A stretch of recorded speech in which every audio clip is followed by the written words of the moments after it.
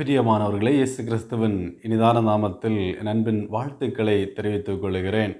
இந்த நாளிலும் சிந்தனைக்கு ஆதாரமாக தெரிந்து கொள்ளப்பட்ட வேத பகுதி 1 கொரிந்தியர் 13 அதன் 7வது வசனத்தின் துவக்க பகுதி இப்படி சொல்கிறது: அன்பு சகலத்தையும் தாங்கும். அன்பு சகலத்தையும் தாங்கும். எப்படி இது சாத்தியம்? பாருங்கள், இன்று சில குடும்பங்களை நாம் விசாரிக்கின்ற பொழுது பல பிரச்சனைக்கு காரணமே அவருடைய வாழ்க்கையிலே அன்பு இல்லாமல் போனது.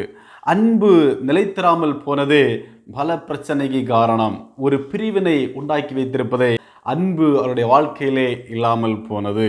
பாருங்கள், பெற்றோருக்கும் பிள்ளைகளுக்கும் இடையிலே ஒரு அன்பு இல்லை. கணவன் மனைவிக்கு இடையிலே ஒரு அன்பு இல்லை. கணவன் வீட்டாருக்கும் மனைவி வீட்டாருக்கும் இடையிலே ஒரு அன்பு இல்லை.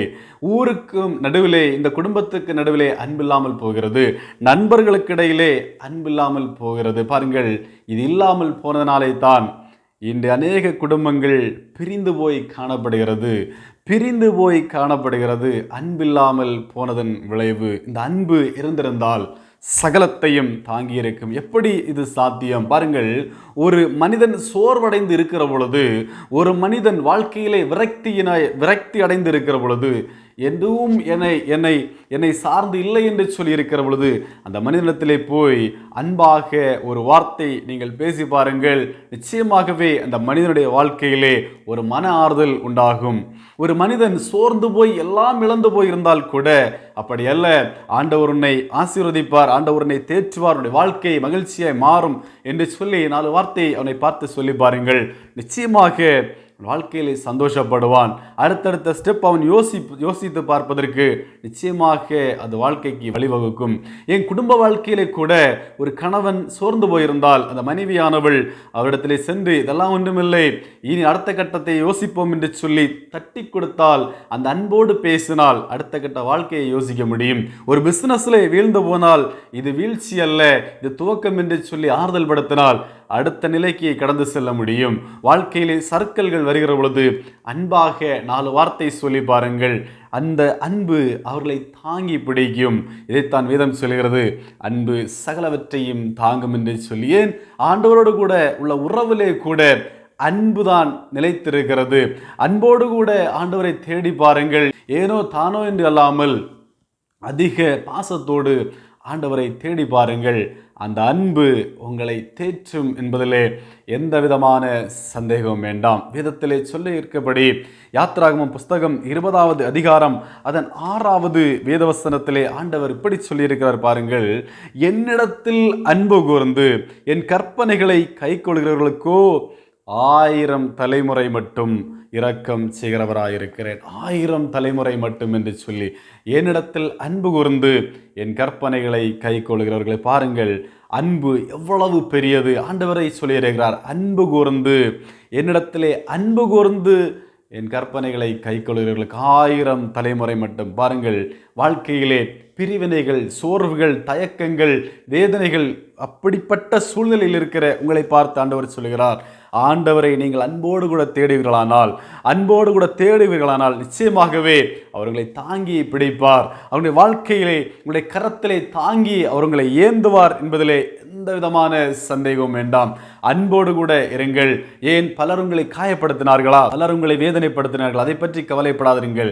பலர் உங்களை நிந்தித்திருந்தாலும், உங்களை அவமானப்படுத்தி இருந்தாலும் சோர்ந்து போகாதிருங்கள். வேதம் சொல்லுகிறது, லேவியராகமம் புஸ்தகம் 19வது அதிகாரம் அதன் 18வது வேதவசனத்திலே ஆண்டவர் இப்படி சொல்லி இருக்கிறார். மோசையோடு சொல்லுகிற பொழுது, பழிக்கு பழி வாங்காமலும் உன் ஜனபுத்திரர் மேல் பொறாமை கொள்ளாமலும் உன்னில் நீ அன்பு கூறுவது போல் பிறனிலும் அன்பு கூறுவாயாக. நான் கர்த்தர் என்று சொல்லி, உன்னில் அன்பு கூறுவது போல பிறனிலும் அன்பு கூறுவாயாக, நான் கர்த்தர் என்று சொல்லி. பாருங்கள், நீங்கள் கோபத்தோடு கூட ஒரு மனிதரை பார்க்கலாம், ஆனாலும் அதையெல்லாம் விட்டு அன்போடு அவரை நேசித்து பாருங்கள். ஒரு மனிதனை கம்பெடுத்து அடித்தால் வலிக்கும், உண்மைதான். அதே வலி உங்களை அடித்தாலும் வலிக்கும் என்பதை நீங்கள் சிந்தித்து பார்க்க வேண்டும். அல்லது ஆத்திரத்திலே ஒரு கத்தி எடுத்து ஒரு மனிதனை வெட்டலாம், ஆனால் அந்த மனிதன் காயப்பட்டால், ஒருவேளை உங்களுடைய சரீரம் காயப்பட்டால் எப்படி வலிக்குமோ அதே வலி அவனுக்கு உண்டாகும் என்பதை நீங்கள் சிந்தித்து பார்க்க வேண்டும். அதே நேரம் அந்த பிரச்சனைக்கு மருந்தாக ஒரு அன்பை மாத்திரம் வெளிப்படுத்தி பாருங்கள். உங்களுக்குள் வருகிற தவறுகளுக்கு இல்லை, நாம் செய்த தவறு என்று சொல்லி அந்த ஒப்புரவாகி அன்பை வெளிக்காட்டி பாருங்கள். நிச்சயமாகவே உங்களை வாழ்க்கை அடுத்த கட்டத்திற்கு ஆண்டவர் தாங்கி கொண்டு செல்வதற்கு இந்த அன்பு மிகுந்த வழிவகுக்கும் என்பதிலே எந்த விதமான சந்தேகம் வேண்டாம். 1 கொரிந்தியர் 13வது அதிகாரம் அதன் கடைசி வசனத்திலே சொல்லப்படுகின்ற ஒரு அழகான காரியம் என்ன தெரியுமா? விசுவாசம், நம்பிக்கை, அன்பு மூன்றும் நிலைத்திருக்கிறது, இவைகளில் அன்பே பெரியது. பாருங்கள், ஆண்டவருடைய ஆலயத்திலே நீங்கள் விசுவாசிகளாக இருக்கலாம், பெரிய நம்பிக்கை கொண்டவர்களாக இருக்கலாம், ஒருவேளை திருச்சபையின் போதகராக கூட இருக்கலாம், அல்லது திருச்சபையிலே ஊழியக்காரர், பகுதி நேர ஊழியக்காரராக இருக்கலாம், டீக்கன்மாராக இருக்கலாம், சபையின் பாரம்பரிய விசுவாசியாக கூட இருக்கலாம். ஆனால் வேதம் சொல்லுகிறது, எப்படிப்பட்ட மனிதனாக இருந்தாலும் உனக்குள்ளே அன்பு இல்லை என்று சொன்னால் அது வீணான சரீரம். அன்பு இல்லை என்று சொன்னால் உன்னுடைய வாழ்க்கை வீணானது. அன்பு நிலைத்திருக்கும். விசுவாசம், நம்பிக்கை, அன்பு மூன்றிலேயுமே அன்பு பெரியது. எப்படிப்பட்ட ஊழியக்காரனாக இருந்தாலும் அன்பு இல்லை என்று சொன்னால் வீண்.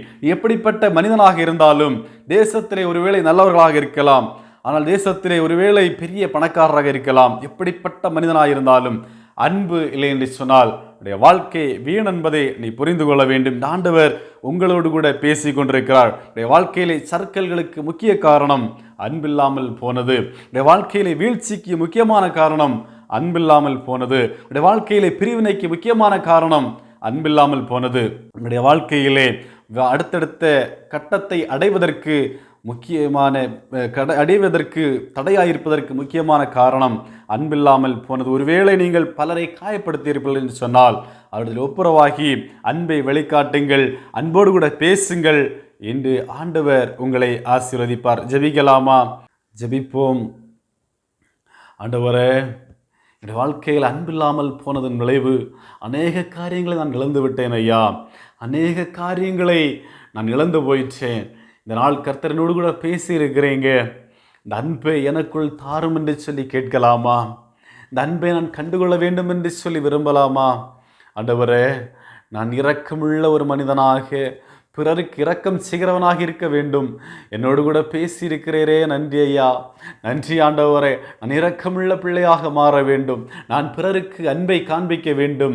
நான் பிறர் கொடுக்கிற அன்பை நான் பெற்றுக்கொள்ள வேண்டும். அப்படிப்பட்ட ஒரு மனதை எனக்கு தாரும் என்று சொல்லி கேட்கலாமா?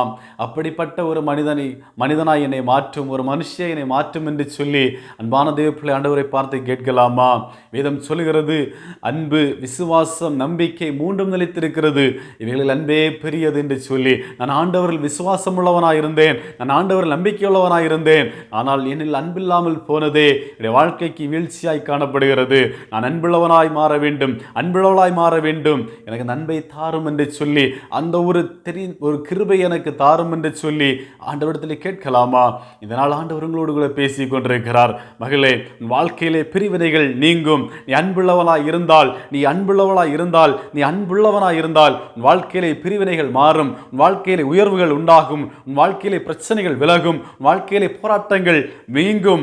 அன்புள்ளவளாய் மாறு என்று சொல்லி கர்த்தர் உங்களோடு கூட பேசி கொண்டிருக்கிறார். என்று உங்களை பார்த்து ஆண்டவர் சொல்கிறார், நீ அன்புள்ளவளாய் இருந்தால் எதிர்காலம் ஆசீர்வாதமாய் மாறும் என்று கர்த்தர் உங்களோடு கூட பேசி கொண்டிருக்கிறார். ஆண்டவருக்கு நன்றி சொல்லி துதிக்கலாமா? ஆண்டவர் என்னோடு கூட பேசினபடியால் உமக்கு நன்றி ஐயா.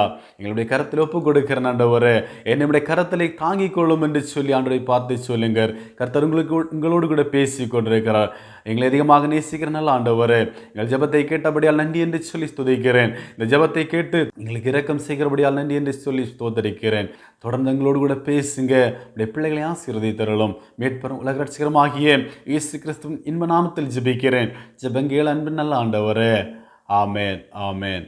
கர்த்தர் உங்களை ஆசீர்வாதத்தின் பாதையிலே வழிநடத்தி செல்வாராக. ஆமேன்.